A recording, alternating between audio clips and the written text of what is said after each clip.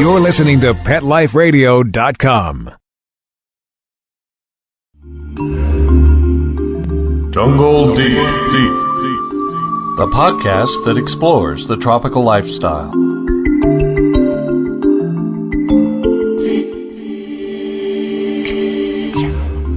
Hello, and welcome to the podcast, Jungle Deep. This is your host, Dr. Jones. We are on safari, and I'm here with you to learn, to have fun, and to explore the jungle.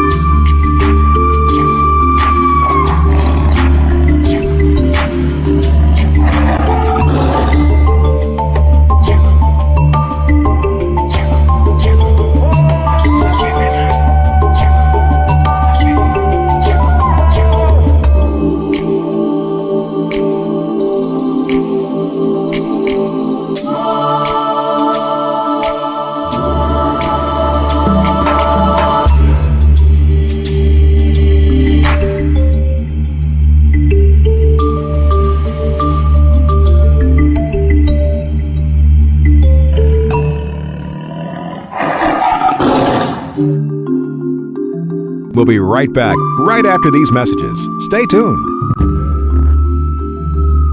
Petco, where the pets go. Petco, where the pets go. Pet Life Radio has tail-wagging, fur-flying, fabulous deals for our listeners from Petco. Get $6 off your order of $60 or more and up to 40% off the entire Petco site. That's right. But that's not all. Because you're a Pet Life Radio listener, you'll also get free shipping on your order of $49 or more. $6 off, up to 40% off, and free shipping from Pet Life Radio and Petco. To get these awesome deals, go to PetcoDeals.com. That's PetcoDeals.com. Petco, where the pets go. Dyson. The new Dyson Animal Vacs are powerful bagless upright vacuums for homes with pets. Air muscle and radio root cyclone technology generates the strongest suction power to powerfully remove dust, dirt, and pet hair from the home or car. To order your Dyson Animal Vac, go to DysonDeals.com. DysonDeals.com to order your Dyson Animal Vac today. Dyson, music to your ears.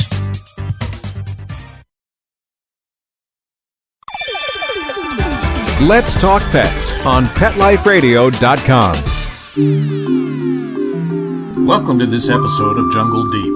We are about to hear from the president of Edgar Rice Burroughs Incorporated, Jim Solis. Edgar Rice Burroughs was the famous author of the Tarzan books, as well as many, many others. The company that carries his name is the guardian of all that is good about Tarzan, as well as the related copyrights and trademarks. Mr. Solis will share with us news about the Tarzan world, upcoming books, comic books, movies, and events. We start off in a conversation about how copyrights work. Let's listen in. Hello, Jim. Hello. I do appreciate your time, and I'm looking forward to finding out more about what you do and a little more about what Tarzan does. All right, I'll see if I can enlighten us. Your purpose with your organization is, I guess, kind of manage the trademark to license new projects that want to use the name? Well, our company does indeed market and protect both copyrights and trademarks because we own multiple copyrights and we own multiple trademarks, and it's all around the world, not just in the U.S. So that's an important. I forget that, and that's an important thing to remember because the world market is, well, much bigger than just the U.S. market. Well, it is. It is. I don't know anything about trademark law, but copyright I know has a limitation in the United States. It doesn't apply in many other countries. Is there an image that's copyright, or is it just the name? And I've always wondered, does it cover the story? I mean, like, how much control over the story? If somebody wants to write a book or write a script for a movie, do you exercise any control over the content of that, or? Well, yes, because we license the trademark Tarzan. And we have that trademark, so people can't just run out and do a Tarzan movie and name it Tarzan, because we own the trademark, and we own it in a variety of countries around the world. And the trademark is the name. Correct. Is that right? That's correct. Tarzan. Mm-hmm. But the books are out of copy, or at least some of them are out of copy right now. Well, a few are in public domain in the United States, so just the first few, but not all of them at all. I see. What somebody could do is reprint, say, Tarzan Babes in the U.S. only, but they could not do it internationally because the international copyright laws are different. They're not in the public domain in all of the European countries, for example. Man, that must be a pain in the butt for you. There's so many countries all with their own laws, and half of them don't respect laws anyway. That's correct. That's correct. I'd love to spend a day with you and see how in the world you do the things you do. It's got to be very frustrating, I would think. Well, it is. And today, though, we have a better ability to intercept infringements or unauthorized uses than we used to, because the Internet gives us a lot more information that we can pursue. Right. We can find things being offered for sale that aren't authorized, and we do indeed spend a lot of time shutting down the sites, and we do that with the cooperation of the Internet sites. They will cooperate with us. So the same thing that helps them promote a product helps you find the product and get control. Exactly right. Well, it gives us the information we needed to either shut them down indirectly or directly. Well, now, what about if somebody's not selling a product but simply talking about Tarzan? I mean, like, a little podcast like mine, for instance, that uses the name and reports on Tarzan things and so forth. Are we subject to some of those limitations? Well, I think the answer is yes, if we own the trademark Tarzan. So if you were, it's just like using someone's likeness in the movie industry. You can't just automatically do that without getting their permission. And it's that way with Tarzan. You just can't automatically do it. Now, there is a concept in the copyright and trademark law called fair use. Not in the copyright area, but in the trademark area, this concept of fair use. I'm familiar with that in the video field. Well, you can make a reference to Tarzan, but you can't do something that would include the storyline or the other characters that go with the storyline, because then you're infringing on the storyline that was created by Edgar Rice Burroughs. And so if anybody wanted to, say, write a book or a script or something, they probably should talk to you first. Absolutely. Well, you asked what we do at the corporate level, and I should tell you, we basically spend all our time in the movie industry, the publishing industry, and the merchandising industry, those three areas. So where people are going to make money off the name is where your concern is, if I imagine. I mean, any blog or website or fan club is actually helping you guys, isn't it? Yes, we help. We have some active fan clubs, very active, both for Tarzan and John Carter. Yes, they're helping us actually discover infringements. Also, they bring them to our attention because they have a sense what's authorized and what isn't. That's a point. And we've done some new things with a new television program, which is interesting. So, movies and television, both we dabble in, and the publishing has been a very active field, particularly because of the centennial in terms of reprints in a variety of languages. But also, we have authorized brand new Tarzan books to be written, and we're pleased with the products. We have 3 new Tarzan books being written in the UK by Andy Briggs, placing Tarzan in the 21st century, relatively younger teenager type. He's not yet a full-grown man. But Jane is in the jungle, and Jane has an iPod, so she's a more modern lady. And she's there with her dad, but it's 21st century. Yeah, I see. Yeah, that'd be fun. He is now an eco-warrior. He's protecting the jungle, protecting the environment, protecting the animals, and he's watching out for Jane, too. In the actual storyline, you folks, do you approve a storyline, or do you not get that involved? Yeah, no. In the new books, our contracts are that we do have approval of the script. Now that's different than in the manuscript. That's different than in the movie world. In the movie world, we do not have control of the casting. We don't have complete control of the script. However, we do have authority to review the script to be sure it conforms with what we call rules, restrictions, and regulations that apply to Tarzan and John Carter. So when we get a movie requirements, and for example, Tarzan doesn't drink. He doesn't smoke. He can't get hurt permanently. He's always going to get well.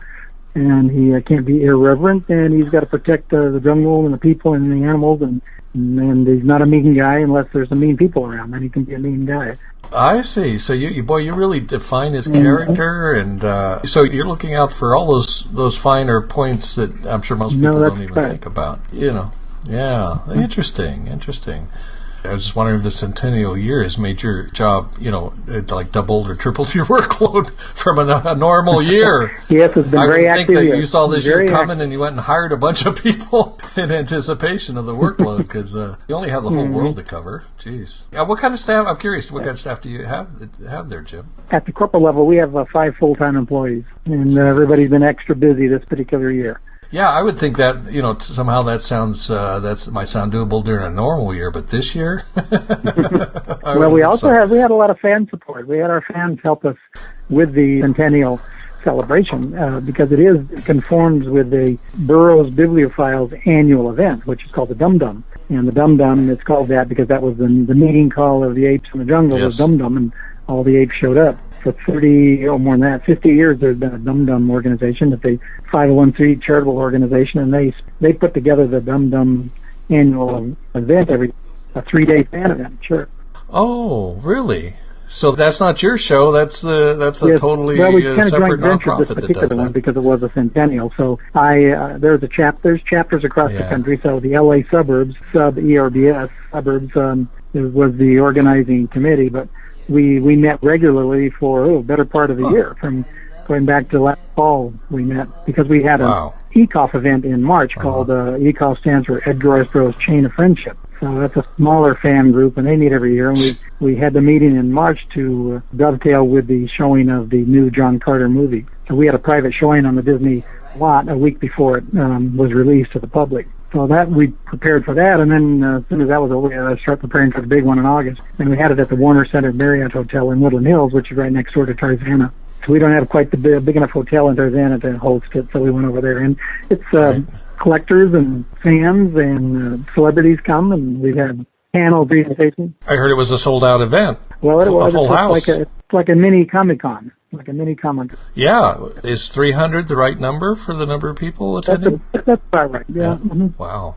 About that. And, of course, one of the big draws was our 2 guests of honor at the banquet, which was the culmination of the 3-day event. And Dr. Jane Goodall represented the Tarzan side of the centennial, and John Carter is also 100 years old this year, having been also created in 1912. And so the John Carter movie had just come out recently. So Jim Morris, the producer of the movie, was our guest of honor for the John Carter side of the centennial.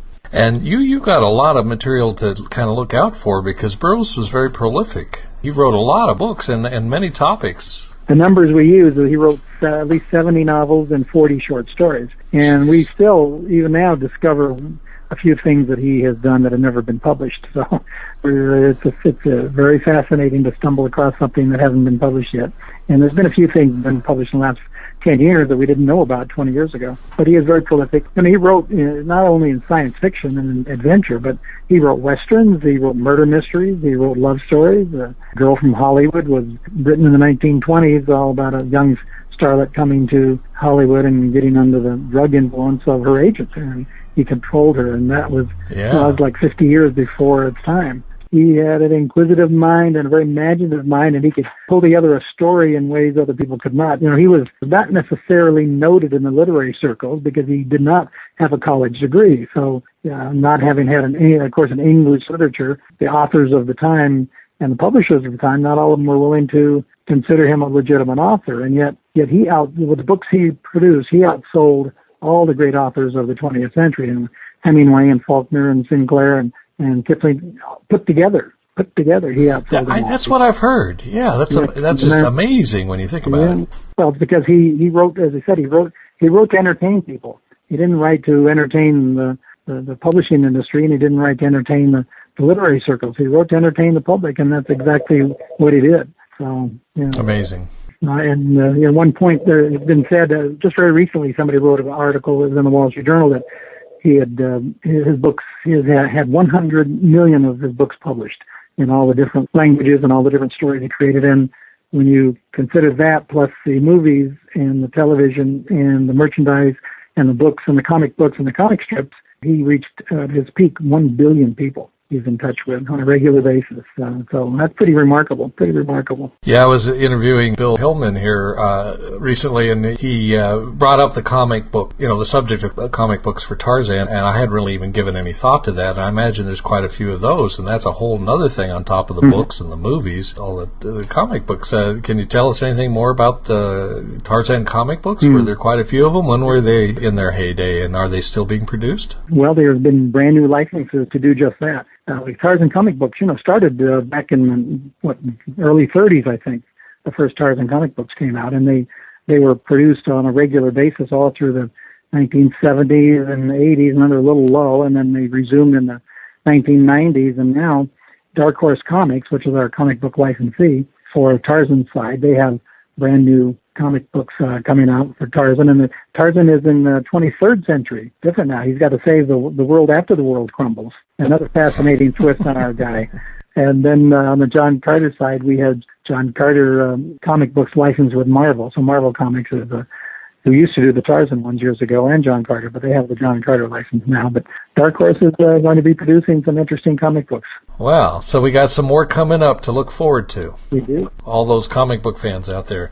Yes, we do. And we have some movies coming out we just should look forward to. Yeah, now I hear there's a couple of movies in production. I keep hearing about something being done in Germany and then something else. Can you tell us about those? What Tarzan movies are under pre-production at this point? Well, Constantine Films is a German film company. They do have an LA office, but they have the Tarzan animation rights. So they are producing a Tarzan animation, and now it's not a cartoon so much as it is now what they call performance capture or motion capture. Mm-hmm. And that's where it's real actors, but you have to do a double take to realize they're not quite real. It's like the movie 300 that was out once upon a time. Right, I remember that one. Yeah. They do that, and they have cast Ellen Lutz as Tarzan, who I guess is a teenage heartthrob now, and Spencer Locke is playing Jane, and that's a female.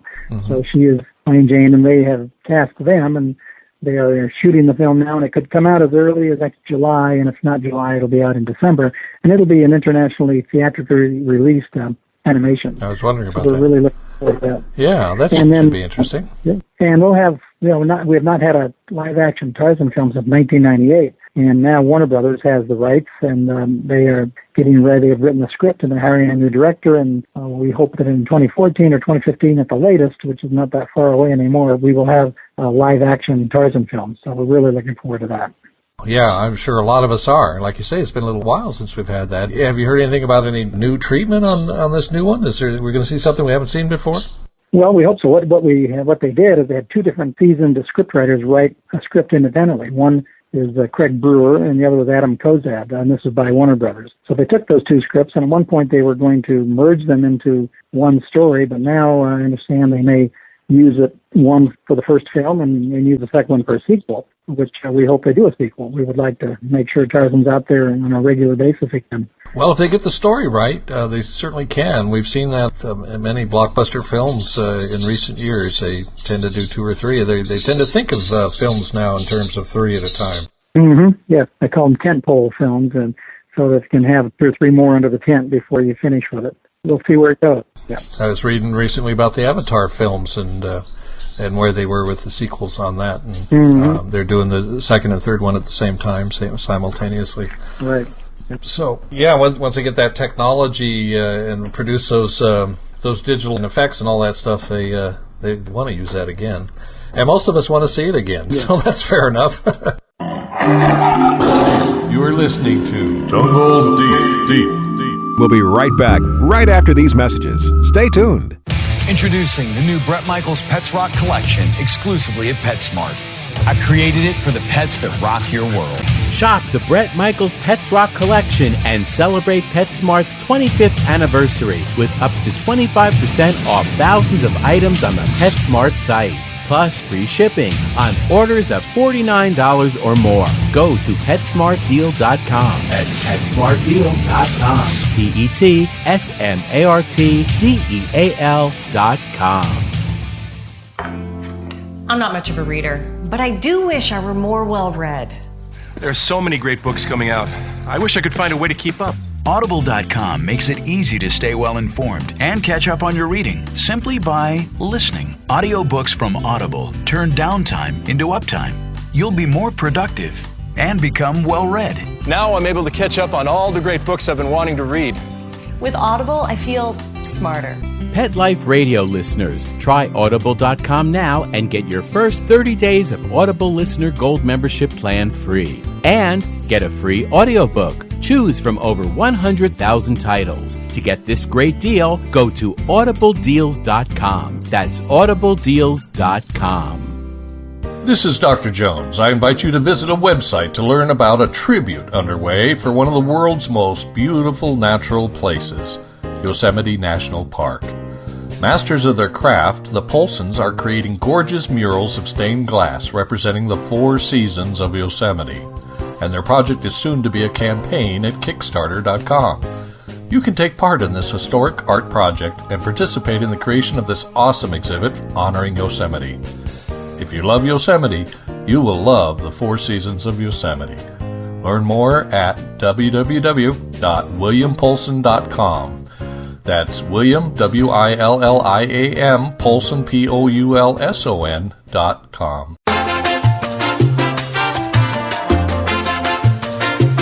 Hi, this is Ken Jones from the Prince of Ponds podcast. The frogs are shaking the shakers, the turtles are hitting the slapsticks, and the koi are blowing the trumpets. It's party time here at Prince of Ponds. Out under the swaying palm trees, the pond fairies are kicking up their heels and spinning in delight in the twilight. Here on Pet Life Radio, it's time to celebrate the magic of ponds, waterfalls, fountains, and water gardens at the Prince of Ponds podcast. Let's talk pets. Let's talk pets On Pet Life Radio. Pet Life Radio. PetLifeRadio.com. Now, more of Jungle Deep. Let me change gears and ask you about the centennial celebration for Tarzan this year. I'm wondering, we've talked about it before here on Jungle Deep, talked about it on our website a little bit, but it was the big 100-year birthday of Tarzan, took place in Tarzana, and I'm wondering if you can tell us a little bit about it. What were some of your favorite moments of that event? Yeah, we spent 3 days and an evening celebrating all of that, and it started on a Wednesday night with a showing of Tarzan and His Mate, which is the second Johnny Weissmuller and Maureen O'Sullivan movie that featured a very romantic swim scene where Jane was actually nude swimming underwater with Tarzan with 1932 technology. The 1934 movie, but filmed in 32 and 33. And it was very, very well done, but it made Hollywood very nervous on how much nudity to show in their pictures. So contributed to the Hays Convention, you might know about, which is the beginning of the ratings system in Hollywood. And so the next film they did 2 years later in 1936, they did the very same, very tastefully done, very romantic underwater swimming scene for 3 or 4 minutes, but this time Jane is entirely clothed in a huge bear rug. So they were telling Hollywood, we got the message, we don't need to be nude to show. It was appropriate though, because it was in a very natural environment in the jungle. But sure, well, yeah. Everyone got nervous, so that was what we did Wednesday night, and then we had about maybe 100 people, because most people have seen it 5 or 6 times, but the fans. But we had 100 people in the theater at College of Hollywood here in the Valley, where it was shown. So it was well done. And then Thursday was the first day of our what we call the Huckster Room, and that's where all the collectors and vendors come, and fans come and they buy and they trade, and collectors sell, and it was very well attended. All of the vendors were very pleased with the first day's activity. And then during that time, we had a number of panel presentations. So it's quite a bit like a Comic-Con, where you have your vendors, but you also have breakout sessions where you can go hear a specific topic by a noted expert on some area. Now, I understand this is an annual event, is it not? Yes, it is an annual event. That's correct. But of course, it was bigger this year than ever before, much bigger, because of the centennial. Yeah, that's correct. But on Friday, we did have a unique ceremony also. There was the unveiling of the United States postal stamp of Edgar Rice Burroughs and Tarzan, which was designed by the post office, and they have a very formal ceremony where they unveil a new stamp, and it takes about an hour, and it's all done at the Tarzana Cultural and Community Center. So the post office has organized the whole thing, and we, of course, participate in it, and very well attended. Must have been several hundred people. We bussed people over from the hotel to to see it. So we're pleased that you now have a Edgar Rice Burroughs Forever stamp that you can go buy. Yes, and we have a picture of it on our website for all our listeners to check out. There you go. Good old Tarzan in the tree. Well, and then Saturday was culminated in our, we had several other things. We had a Tarzan Yell contest one night, and... Did you compete? Not myself. I was doing something else, which I can explain to you real quickly. The judges, by the way, were the Burroughs granddaughters and granddaughter-in-law, and Johnny Weissmuller's granddaughter. So we had several judges who have direct relationship to Tarzan in one way or another. Right. While that contest was going on, I was upstairs visiting with Dr. Jane Goodall, who had just arrived that evening. Mm-hmm. And we were conversing, and I told her about this Tarzan yell, and she said, well, would you like me to go down and give my chimpanzee yell? I said, whoa, absolutely. That'd be and of course, priceless. Nobody knew this at all that might happen, so we go down surreptitiously and are outside the door, and I walked in, and just as the last contestant finished the Tarzan yell contest, and walked up and I said, ladies and gentlemen, this is not on the agenda, but we have a second yell contest, and I want you all to be the judges. And at that moment, she walked in, and just everybody did a huge standing ovation. They were just so pleased to see her come in like that, and totally unannounced. Yeah, that's wonderful. A surprise like that's a lot of fun. And I hear she did very well with her chimpanzee yell. Absolutely. She had an inimitable chimpanzee yell. Who would know better than she, right? Yeah, that's correct. That's correct. And then she did that also the next evening. She did that at her regular event at the dinner where she was a featured speaker. She did the chimpanzee yell too, and it's not really a yell. It's really a mating call. It's from across the valley to the other side of the valley to let them know you're well and maybe we should get together. Sort of thing. Kind of an invitation to party, huh? You're right. Maybe. I am just let my listeners know I'm trying to get a copy of that clip. I would love to get the little video snippet of that and be able to share it with our listeners on our website. Was that your favorite moment? It sounds like it might have been your favorite moment at the event. Yes, it was. I was involved specifically in the dinner planning and getting the guests lined up, guest speakers lined up, more so than the other events. So yes, that was my favorite. Are there any theme parks that offer a Tarzan feature these days? Well, we do have the Tarzan Treehouse. Disney has that license, and they have a Tarzan Treehouse here in Disneyland in California, but they also have a Tarzan Treehouse in Hong Kong Disney. Mm-hmm. But I think that's the only two Disney parks have right now. I've noticed that the Disney version of Tarzan gives him a treehouse, but from the books I've read, I haven't heard of a treehouse yet. His cabin was on the beach and was not a treehouse. Am I up to speed on this, or am I missing something? Well, the treehouse that comes from the Tarzan movies, because whenever they showed those older Johnny Weissmuller movies, which were the first talking movies in 32, 34, 36, he was always in a treehouse with an elevated house, with not a cabin on the ground level. And I think that's where it comes from. But you are right. In the book, he built a cabin. They were in the trees at the beginning because they hadn't had anything built yet. But once they built it, I've seen versions that show it on a cabin on the ground. Yeah, well, his father built the original cabin that he learned from was on the beach that his father built. It's interesting. There's actually so many things we think of as a part of the Tarzan lore that wasn't actually in the books, like the swinging from vines, and the Tarzan yell is different. I know the Magani had their victory howl that they did whenever they killed a beast. Cry of the bull ape. Yeah. Cry of the bull ape. Now, I'm guessing that just kind of evolved into the Tarzan yell that they used in the movies. Yes. You'll see the bull ape cry though in later movies, even after Johnny Weissmuller. It was used. Oh, really? So they do bring it back in the movies. They have that as a distinct behavior separate from the Tarzan yodel thing. Right. I always loved that as a child. I just love that. And then Cheetah too. Now, did Cheetah show up in any of the books? No, Cheetah was not there. He had a name for a monkey called Nkema. But Cheetah, as a featured person, was not in the books. That was strictly a Hollywood invention. And that provided comic relief and also was really attractive to the kids who loved the Tarzan movies. Yeah, it was. I think that's what made it family entertainment. So, is there anything else happening in the future you'd like to share with us in the world of Tarzan, other than what we've talked about with the movies and comic books? Well, and I mentioned to you the new Tarzan books being written for the younger audience, placing Tarzan in the 21st century. But in addition, just this last week, we released a new book called Jane, the Woman Who Loved Tarzan. And that's a book by an American author, Robin Maxwell. And it is the original Tarzan story told from Jane's point of view. And this is something that's never been done before. Robin Maxwell, the author, has the history of writing about strong women in the medieval era. In like one of her biggest sellers is The Secret Diary of Anne Boleyn, and wrote another about Queen Elizabeth. And this is her first one venturing into Tarzan. So she has portrayed Jane as a strong-willed lady who learns how to be at home in the jungle with Tarzan.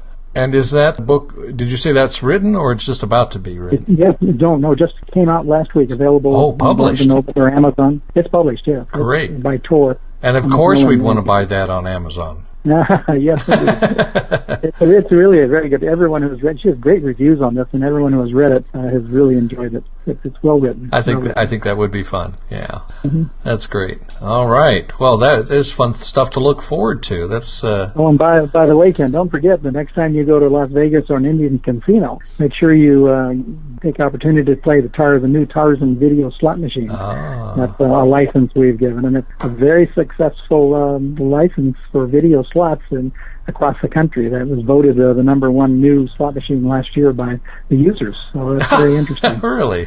Very popular. Isn't that something? Yeah. There's another source of revenue. That's part of the that's part of the merchandising. Yeah, you're giving to the movies over and over again, but the slots I don't tend to do.